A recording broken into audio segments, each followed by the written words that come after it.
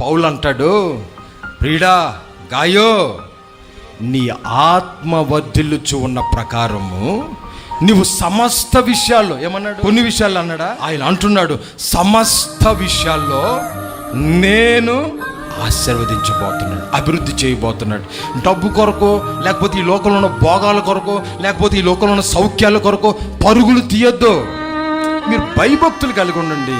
ఆయన ఆశీర్వదించడం ప్రారంభించాడే అనుకో, ఆ ఆశీర్వాదాన్ని ఎవడు, నీ పిల్లల చరిత్ర మారిపోయినట్టే.